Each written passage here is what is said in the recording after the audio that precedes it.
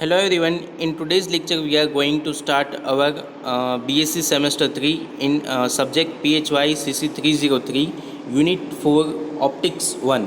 Okay, so in today's lecture, we are going to start Unit 4 Optics 1. Okay તો optics we know about optics. Optics એટલે કે પ્રકાશશાસ્ત્ર, બરાબર, ગુજરાતીમાં કહેવાય પ્રકાશશાસ્ત્ર. Optics એ શું છે એની વાત કરીએ, પછી એની અંદર શેનો અભ્યાસ કરીએ, પછી આપણું યુનિટ જે છે એ ડિટેલમાં આપણે સ્ટાર્ટ કરીએ. ઓકે, તો ઓપ્ટિક્સ એ ભૌતિકશાસ્ત્રની એક શાખા છે. Optics is a one of the branch of physics. Okay, જેમાં પ્રકાશને લગતા તમામ પ્રકારના સાધનો અને પ્રકાશીય ઘટનાનો અભ્યાસ કરવામાં આવે છે. In which we studied about the all the phenomena and instrument related to light. બરાબર, પ્રકાશને લગતા જેટલા સાધનો છે અને જેટલા ફિનોમિના છે એ બધાનો અભ્યાસ પ્રકાશશાસ્ત્ર એટલે કે ઓપ્ટિક્સમાં કરવામાં આવે છે. જેમ કે વક્રીભવન, પરાવર્તન, વ્યતિકરણ, વિવર્તન જેવી તમામ પ્રકાશીય ઘટનાઓનો અભ્યાસ આ શાખામાં કરવામાં આવે છે. Like reflection, interference and diffraction, this type of phenomena we studied in the optics.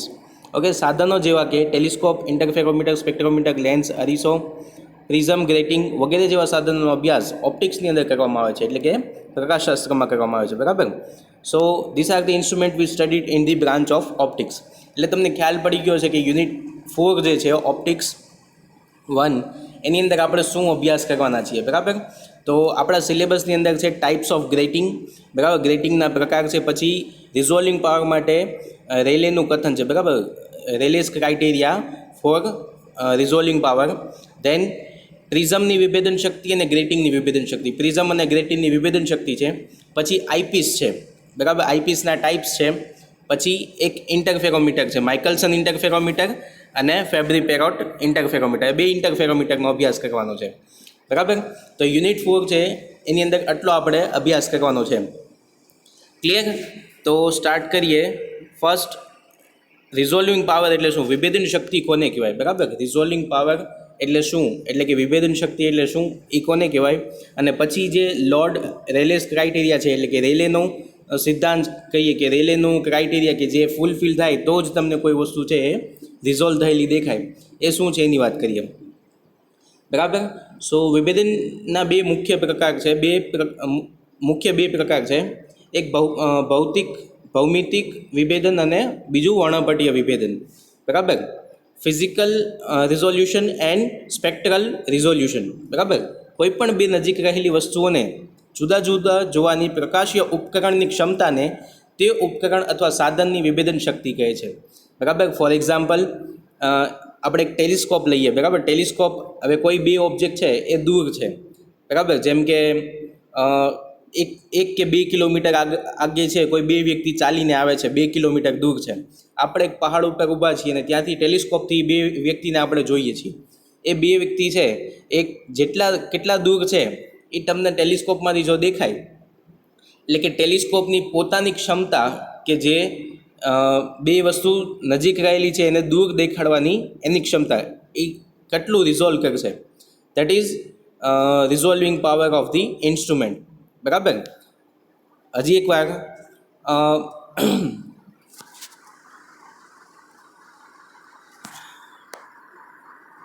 instrument to show two nearest thing separately is known as a resolving power of that particular instrument.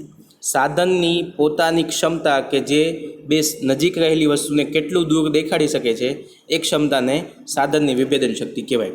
સામાન્ય રીતે કહીએ તો વિભેદન શક્તિ એ પ્રકાશીય ઉપકરણ દ્વારા માપવામાં આવતા બે વસ્તુઓ વચ્ચેનો અતિ સૂક્ષ્મ ખૂણાનો વ્યસ્ત માપક્રમ છે. બરાબર, આપણે એનું ફોર્મ્યુલા તારવશું એની પરથી આપણને ખ્યાલ પડશે. એક્ઝામ્પલ આપીને તમને સમજાવી દઉં કે ધારો કે અહીંયા એક સ્ક્રીન છે, સ્ક્રીન ઉપર 2 પોઈન્ટ છે, એક પોઈન્ટ અહીંયા છે, એક પોઈન્ટ અહીંયા છે. બરાબર, કોઈ એક જ જગ્યાએથી એ બેને ઓબ્ઝર્વ કરીએ છીએ તો બરાબર.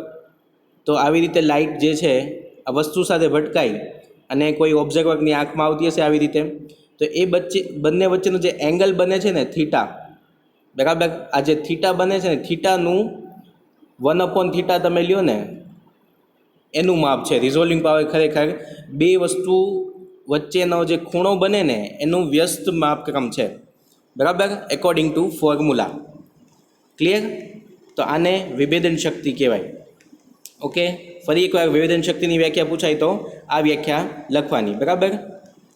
ઓકે, નેક્સ્ટ વાત કરીએ વિભેદન શક્તિ માટે રેલેનું કથન. લોર્ડ રેલેસ ક્રાઇટેરિયા ફોર રિઝોલ્વિંગ પાવર, બરાબર. વિભેદન શક્તિ માટે રેલે એક મહત્ત્વનું કથન કીધું. શું કીધું કે જ્યારે કોઈ પ્રકાશીય ઉપકરણને વિભેદન શક્તિ માપવી હોય ત્યારે રેલેનું કથન ખૂબ જ મહત્ત્વનું છે, બરાબર. Whenever you want to measure the resolving power of any instrument like prism, grating, telescope, so you need to study Rayleigh's criteria first, barabar. You have to fulfill Rayleigh's criteria, then and only then you can find the resolving power of that particular instrument, બરાબર. તો જ રેલેનું જે કથન છે એ fulfil થતું હોય ને તો જ તમે વિભેદન શક્તિ માપી શકો.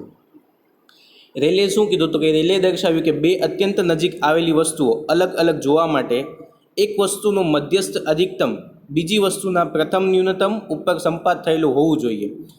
તો અને તો જ બે વસ્તુઓ અલગ અલગ જોઈ શકાય, બરાબર. હવે મધ્યસ્થ અધિકતમ, પ્રથમ ન્યૂનતમ એ બધું શું છે એ જોઈએ આપણે, બરાબર. આ ખાલી તમે જોઈ લો અત્યારે એટલે હવે તમને ખ્યાલ આવશે. ઇંગ્લિશમાં રેલેઝ ક્રાઇટેરિયા શું કહે છે? For a circular aperture, lens or mirror, the light Rayleigh's criteria state that two images are just resolved when the center of diffraction pattern of one is directly over on the first minimum of the diffraction pattern of the other, બરાબર. શું કહે છે તમને સમજાવું. હવે જ્યારે કોઈ પણ વસ્તુ છે અથવા તો કોઈ પણ સ્પેક્ટ્રલ લાઇન છે એમાંથી જ્યારે લાઇટ આવતી એ આવી રીતે આવતી, બરાબર. જેનું સેન્ટ્રલ મેક્સિમા છે ત્યાં મહત્તમ ઇન્ટેન્સિટી હોય, પછી એની આજુબાજુ ઓછી ઇન્ટેન્સિટી એટલે કે બ્લર હોય, બરાબર. એટલે રેડ લાઇટ છે એક્ઝેક્ટ વચ્ચે રેડ દેખાતી હોય, તમને આજુબાજુ બીજી બ્લેક લાઇન દેખાતી હોય, બરાબર, કેમ કે એની આજુબાજુની વેવલેન્થ હોય, બરાબર. તો જ્યારે વેવ આવી રીતે સેન્ટર હોય ત્યાં તમને વસ્તુ દેખાય, બરાબર. કોઈ પણ વસ્તુ છે કે કોઈ પણ લાઇટની લાઇન છે, બરાબર, જેમ કે રેડ છે, યલો છે, એ બધી લાઇન છે, તો એનું સેન્ટ્રલ મેક્સિમા હોય ને ત્યાં તમને એ લાઇન દેખાય ને ત્યાં એની વેવલેન્થ તમને જોવા મળે, બરાબર. તો જ્યાં મેક્સિમમ એમ્પ્લિટ્યુડ હોય એને સેન્ટ્રલ મેક્સિમા કહેવાય, સેન્ટ્રલ મેક્સિમમ, મધ્યસ્થ અધિકતમ, બરાબર. મધ્યસ્થ અધિકતમ અને ઇંગ્લિશમાં કહેવાય સેન્ટ્રલ મેક્સિમા. એની પછી તમે જમણી બાજુ કે ડાબી બાજુ જાઓ અને જે પહેલો ખાડો આવે, બરાબર, ક્રેસ્ટ અને ટ્રફ, બરાબર, શૃંગ અને ગર્ભથી જે આગળ વધતું હોય અને જે પહેલો ખાડો આવે, પહેલું ગર્ત આવે, બરાબર, એને કહેવાય પ્રથમ ન્યૂનતમ, ફર્સ્ટ મિનિમા, બરાબર, ફર્સ્ટ મિનિમા. પછી ત્યાંથી જે પેલું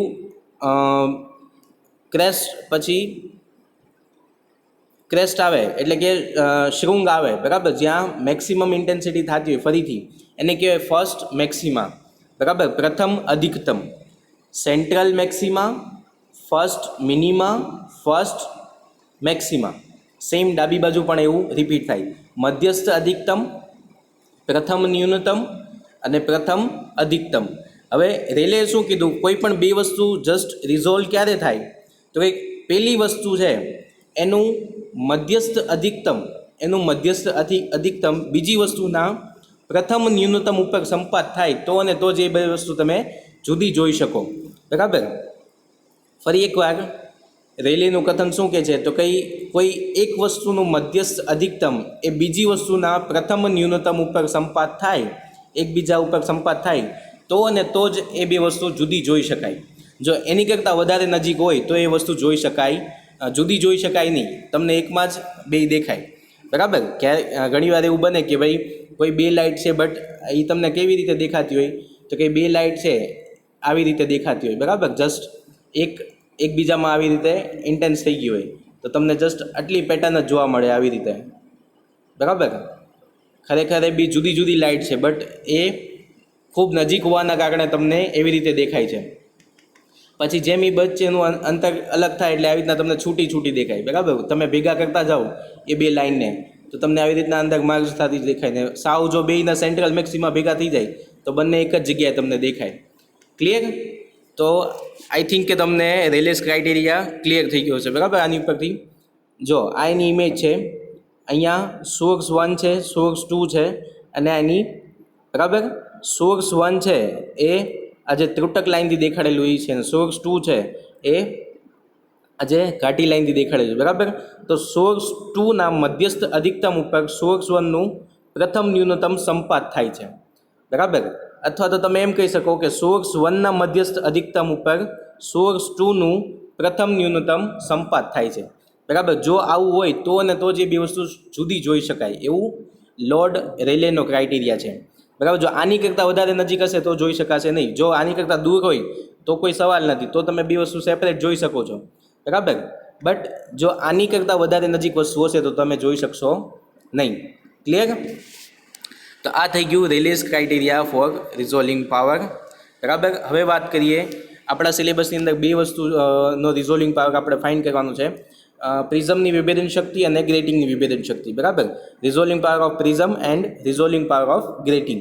તો તમને ખ્યાલ હશે પ્રિઝમ કોને કહેવાય. પ્રિઝમ તમે બધાએ જોયો પણ હશે, આ ટાઈપનો હોય છે બરાબર. એની અંદર 5 બાજુ હોય છે, 3 ફરતી અને એક ઉપર અને એક નીચે, એક ઉપરનું અને એક તળિયાનું બરાબર.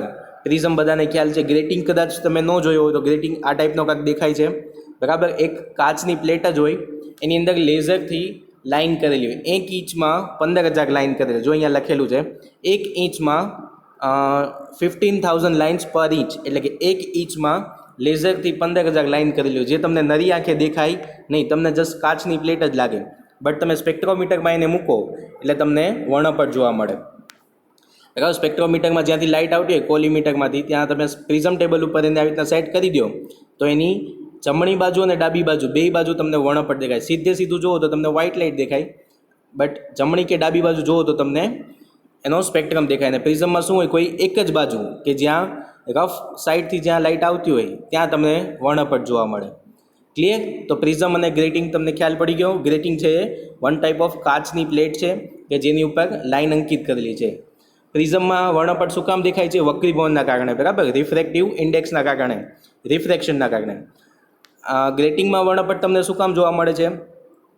તો કંઈ એની અંદર જે લાઇન છે બરાબર, જ્યારે લાઇનમાંથી લાઇટ પાસ થાય ત્યારે લાઇટની રસ્તામાં અડચણ આવે ને અડચણ પાસે પ્રકાશનું કિરણ વાંકવું વળે, જેને આપણે કહીએ ડિફ્રેક્શન પેટર્ન બરાબર. ડિફ્રેક્શન એટલે કે વિવર્તન બરાબર. પ્રકાશનું કિરણ અડચણ પાસેથી જ્યારે વાંકવું વળે એને કહેવાય વિવર્તન.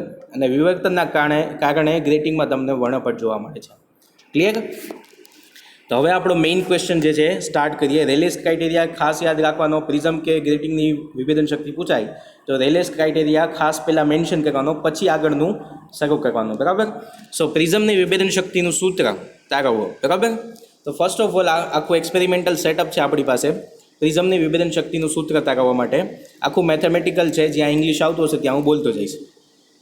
ઓકે, તો આખું સ્પેક્ટ્રોમીટરનું સેટઅપ છે બરાબર. સ્પેક્ટ્રોમીટરનું સેટઅપ છે, એક લાઇટ સોર્સ છે, એમાંથી લાઇટ આવે છે, એ કોલીમીટર ઉપર કેન્દ્રિત થાય છે, કોલીમીટર ઉપર કોન્સન્ટ્રેટ થાય છે, ત્યાંથી પ્રિઝમ ટેબલ ઉપર પ્રિઝમ રાખેલો છે ત્યાં આપાત થાય છે, ને પ્રિઝમમાંથી પાસ થઈને ટેલિસ્કોપમાં તમે જોઈ શકો છો બરાબર. ટેલિસ્કોપ પાસે એક સ્ક્રીન રાખેલી હોય તો તમે સ્ક્રીન ઉપર વર્ણપટ આખો મેળવી શકો છો. ક્લિયર? આખું સ્પેક્ટ્રોમીટરનું એક્સપેરિમેન્ટલ સેટઅપ છે બરાબર. લાઇટ સોર્સ એસ છે, પ્રકાશનો ઉદ્ગમ, પછી કોલીમીટર લેન્સ છે L1 બરાબર. L2 છે એ ટેલિસ્કોપનો ઓબ્જેક્ટિવ લેન્સ છે, ટેલિસ્કોપનો જે આગળનો લેન્સ હોય એ છે, અને આખું પ્રિઝમ ટેબલ ઉપર પ્રિઝમ સેટ કરેલો છે બરાબર. લાઇટ છે કોલીમીટર ઉપર આપાત થાય છે, ત્યાંથી કેન્દ્રિત થઈને પ્રિઝમ ઉપર આપાત થાય છે, અને ત્યાંથી ટેલિસ્કોપમાં દેખાય છે બરાબર. હવે પ્રિઝમ છે તો કે પ્રિઝમની 3 બાજુ છે બરાબર. એનો પ્રિઝમ કોણ અહીંયા તમને દેખાડેલો છે, અને દરેક બાજુની લંબાઈ છે એ L છે, સ્મોલ L, અને પ્રિઝમના તળિયાની જાડાઈ છે એ સ્મોલ t છે બરાબર, સ્મોલ t છે. હવે અહીંયા ત્રણેય ખૂણે નામ આપેલા છે PQR બરાબર. ખાસ સમજી લેજો, PQR નામ આપેલા છે. A/2 દેખાડીએ શું છે તો કે પ્રિઝમનો એંગલ કેટલો હોય A, જે 60 ડિગ્રી હોય બરાબર. તો એને એક્ઝેક્ટ અહીંયા લંબ દ્વિભાજક દોર્યો છે, એટલે કે જે ખૂણો છે એના એક્ઝેક્ટ 2 ભાગ થાય છે, A/2. અને જે તળિયું છે સ્મોલ t એની લંબાઈ છે બરાબર, એટલે એના પણ સીધા 2 ભાગ થાય, એટલે એ પણ T/2 થશે. બીજું એની બાજુની લંબાઈ છે સ્મોલ l બરાબર.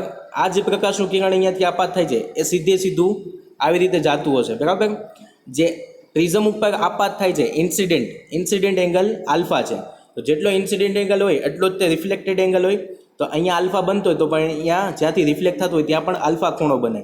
એટલે અહીંયા આલ્ફા ખૂણો છે અને એ આલ્ફા ખૂણો અહીંયા છે. અહીંયા a/2 ખૂણો છે, અહીંયા a/2 ખૂણો છે.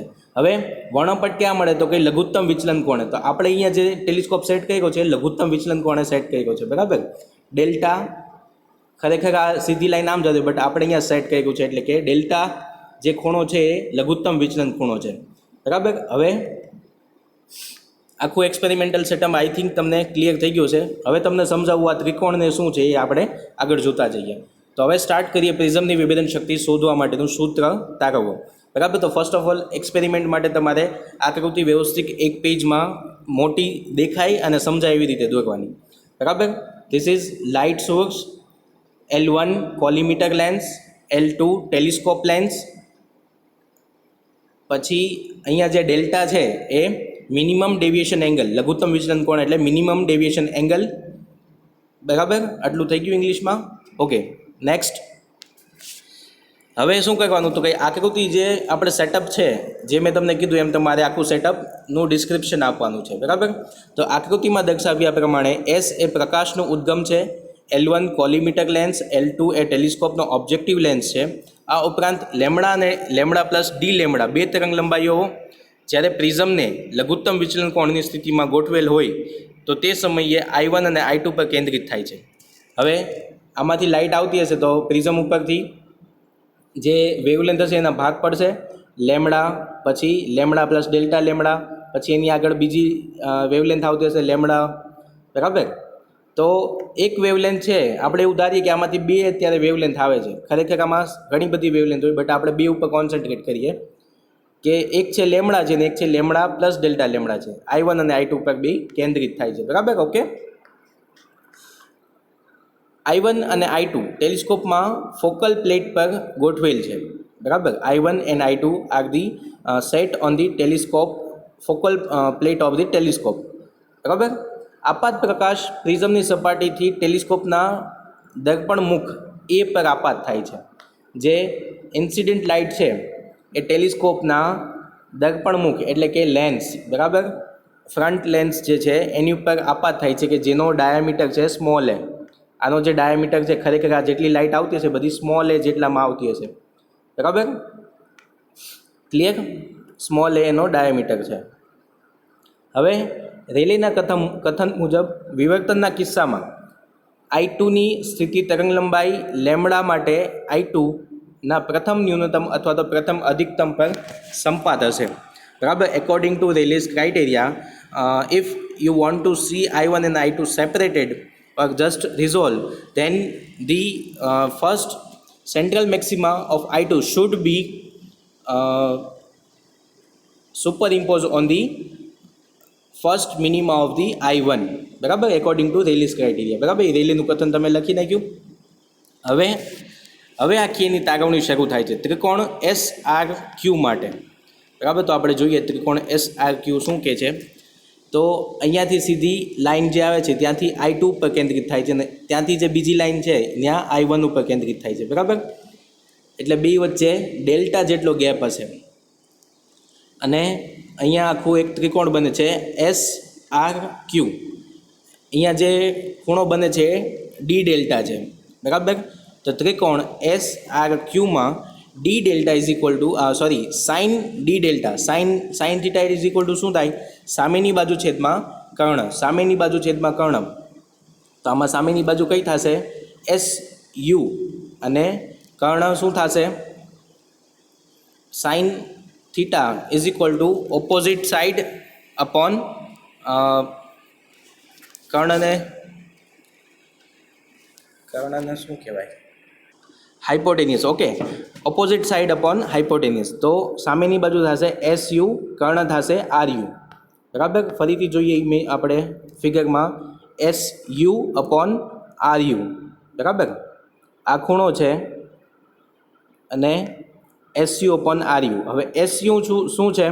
તો SU જે છે એ આખો વર્ણપટ છે કે જ્યાંથી આખી તરંગ લંબાઈ આવે છે આવી રીતે, બરાબર. આખી વર્ણપટ આ જે છે આખો વર્ણપટ આટલામાં તમને જોવા મળશે, તો એ છે લેમડા જેટલી તરંગ લંબાઈનો આખો વર્ણપટ આવે છે.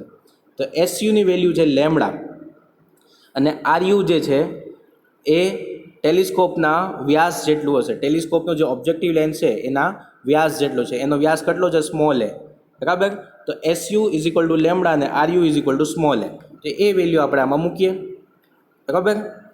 SU upon RU, so sine d delta is equal to lambda upon a. તો લેમડા ઇઝ ઇક્વલ ટુ શું થશે? A sine d delta. અહીંયા ડી ડેલ્ટા અત્યંત સૂક્ષ્મ હોવાથી here d delta is a very small. So જો theta છે એ very small હોય તો શું કહી શકાય? Sine d delta is nearly equal to d delta થાય. એ વેલ્યુ આમાં મૂકતા શું થશે? Lambda is equal to A d delta. બરાબર. હવે એક વસ્તુ કહી દઉં તમને, રિઝોલ્વિંગ પાવર એટલે શું? તો કે તમારે લેમડા અપોન ડી લેમડાનું સૂત્ર તારવવાનું છે. શું? લેમડા અપોન ડી લેમડાનું સૂત્ર તારવવાનું છે. એટલે આપણે પહેલાં લેમડા ફાઇન્ડ કર્યું, હવે ડી લેમડા ફાઇન્ડ કરીશું, પછી બેનો ગુણોત્તર લઈ લઈશું. ક્લિયર? એટલે તમને ક્લિયર થઈ ગયું આપણે શું ફાઇન્ડ કરીએ છીએ? Lambda upon D lambda find કરવાનું છે. એટલે આપણે પહેલાં ત્રિકોણ એસ આર યુમાંથી લેમડા ફાઇન્ડ કર્યું, હવે આપણે ડી લેમડાની વાત કરીશું. બરાબર. હવે તો કે આકૃતિ પરથી શું કહી શકાય? મેં તમને પહેલાં સમજાવ્યું એમ આકૃતિ છે એની ઉપરથી કહી શકાય. હવે આ સીધી લાઈન છે તો આ જે ખૂણો બનતો હોય એને કયો ખૂણો કહેવાય? 180નો ખૂણો. બરાબર. 180 થાય, અથવા તો એને પાઈ કહીએ આપણે. 180 અથવા તો પાઈ. બરાબર. સો અહીંયા 180નો ખૂણો બરાબર શું થશે? Alpha plus a/2 plus a/2 plus alpha plus delta is equal two 180 થાય. Alpha plus a/2 plus a/2 plus alpha plus delta is equal two 180 થાય, અથવા તો ઇઝ ઇક્વલ ટુ પાઈ થાય. તો આ થઈ ગયું a/2 એટલે કે a, આલ્ફા પ્લસ આલ્ફા એટલે કે 2 આલ્ફા, તો કે 2 alpha plus a plus delta is equal to pi. બરાબર. તો આકૃતિ પરથી કહી શકાય કે 2 alpha plus a plus delta is equal to pi. તો આલ્ફા બરાબર શું થાય? Alpha is equal to pi minus આખી ટર્મ જે છે એને ઓલી બાજુ જવા દીધી, માઇનસ એ પ્લસ ડેલ્ટા કાઉન્સ કરીને ઓલી બાજુ જવા દીધું. એટલે 2 આલ્ફા હતું એટલે આલ્ફા આ 2 છે એ છેદમાં જશે, એટલે pi minus A plus delta by 2. 2 બેયના છેદમાં છૂટો પાડો એટલે pi by 2 minus A plus delta by 2. બંને બાજુ સાઇન ખૂણો લેતા. બરાબર. Imposing sine both the side, એટલે કે બે બાજુ સાઇન આવી જશે. Sine alpha is equal to sine pi by 2 minus A plus delta by 2. હવે તમને ખ્યાલ હોય તો sine pi by 2 minus theta હોય તો એને આપણે કોસ થીટા લખીએ. બરાબર. Sine pi by 2 minus theta હોય તો એને કોસ થીટા લખાય. તો sine alpha is equal to cos A plus delta by 2. Equation number 2. Equation 1 યાદ રાખજો, લેમડાનું છે. ઇક્વેશન 2 યાદ રાખજો, સાઇન આલ્ફાનું છે. બરાબર. હવે વાત કરીએ, પરંતુ ત્રિકોણ પી આર એસમાં sine alpha is equal to સામેની બાજુ છેદમાં કર્ણ, ઓપોઝિટ સાઇડ અપોન ત્રિકોણ પી આર એસમાં ઓપોઝિટ સાઇડ અપોન હાઇપોટેનિયસ, એટલે કે S R upon P R. જોઈએ પી આર એસ આખું જે તમને ફિગર આવડતી હશે એની ઉપરથી તમે એકલા તારવી શકશો. બરાબર. તો ત્રિકોણ પી આર એસની વાત કરીએ છીએ. કયો ત્રિકોણ થશે? P R S. બરાબર. આ ત્રિકોણ છે. પી આર એસની અંદર સાઇન આલ્ફા એટલે કે ખૂણો થયો આ, સામેની બાજુ થશે એસ આર અને કર્ણ થશે પી આર. બરાબર. સામેની બાજુ થશે એસ આર અને કર્ણ થશે પી આર. જોઈએ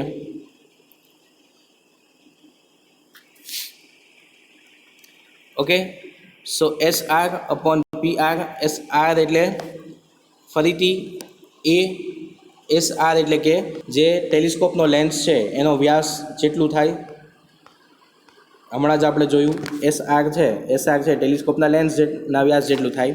અને પી આર છે, પી આર શું છે? તો કે એ પ્રિઝમની બાજુ છે, સ્મોલ એલ. આપણે પહેલાં જ કહી દીધું સ્મોલ એલ છે, પ્રિઝમની બાજુ છે. એટલે S R upon P R. S R એટલે કે એ અને પી આર એટલે કે એલ. બરાબર. એની કિંમત મૂકી દઈએ આમાં, a by L. So sine alpha is equal to a by L આવી ગયું. સાઇન આલ્ફા બરાબર આપણે સમીકરણ 2માંથી તારવ્યું. તો તમારે અહીંયા કાઉન્સમાં લખવાનું ફ્રોમ ઇક્વેશન 2. ફ્રોમ ઇક્વેશન 2 શું તમે કહી શકો? Cos A plus delta by 2 is equal to a by l થાય. એને સમીકરણ નંબર 3 આપો. પ્રિઝમના વક્રીભવનાંક નીચે મુજબ આપી શકાય. બરાબર. Formula for the refractive index of the prism is given below. આ સૂત્રનો યુઝ તમે સ્પેક્ટ્રોમીટરના પ્રેક્ટિકલમાં કરી ગયા છો, બરાબર. સ્પેક્ટ્રોમીટરનું અંકન mu is equal to sine A plus del m by 2 upon sine A by 2, બરાબર, તમને યાદ હોય તો પ્રિઝમ માટે વક્રીભવનનું સૂત્ર છે mu is equal to sine A plus delta by 2 upon sine A by 2. એટલે સાઇન એ બાય 2 છે તો કોન્સ્ટન્ટ છે, એટલે એને આપણે આ બાજુ લઈ લઈએ અને પછી એનું વિકલન કરીએ, બરાબર. અહીંયા મ્યુ અને ડેલ્ટા આપાત પ્રકાશની તરંગ લંબાઈ ઉપર આધારિત હોય છે, બરાબર. વક્રીભવન છે એ આપાત પ્રકાશ અને જે ડેલ્ટા છે વિચલન કોણ એ પણ આપાત પ્રકાશની તરંગ લંબાઈ ઉપર આધારિત હોય છે. તો ઉપરના સમીકરણનું લેમ્બડાની સાપેક્ષે વિકલન કરતા, બરાબર, taking derivation of above equation શું થશે? મ્યુ સાઇન એ બાય 2 હતું એને આ બાજુ લઈ લીધું, એટલે mu sine A by 2 is equal to sine A plus delta by 2, બરાબર. તો આનું લેમ્બડાની સાપેક્ષે વિકલન લઈએ તો સાઇન એ બાય 2 તો કોન્સ્ટન્ટ છે એટલે બહાર આવી જશે. મ્યુનું વિકલન થશે d mu by d lambda is equal to સાઇનનું વિકલન થશે cos A plus delta by 2 into A plus delta by 2નું વિકલન શું થશે? 1/2નું આવી જશે. એ તો કોન્સ્ટન્ટ છે, ડેલ્ટાનું થશે d delta by d lambda. એને આપો સમીકરણ નંબર 4. આમાંથી ડી લેમ્બડાને કરતા બનાવવાનું છે અથવા તો સીધું લેમ્બડા બાય ડી લેમ્બડા લઈ આવવાનું છે, બરાબર. તો આ થઈ ગયું સમીકરણ 4. ક્યાંથી આવ્યું ખ્યાલ પડ્યો? પ્રિઝમ માટે વક્રીભવનના સૂત્ર ઉપરથી આવ્યું. સૂત્ર લખ્યું એનું લેમ્બડાની સાપેક્ષે વિકલન કર્યું એટલે આવું સૂત્ર આવશે sine A by 2 d mu by d lambda is equal to cos A plus delta by 2 A plus delta by 2 into 1/2 d delta by d lambda. સમીકરણ નંબર 4. હવે આકૃતિ પરથી ત્રિકોણ PTRમાં સાઇન એ બાય 2ની વાત કરીએ છીએ. સામેની બાજુ છેદમાં કર્ણ, બરાબર. તો TRના છેદમાં PR. અહીંયા એ બાય 2ની કિંમત આપણે મૂકવી છે, બરાબર. સાઇન એ બાય 2ની કિંમત મૂકવી છે તો એ કેટલી આવશે? તો એ ત્રિકોણ ઉપરથી મેળવીએ પ્રિઝમમાંથી.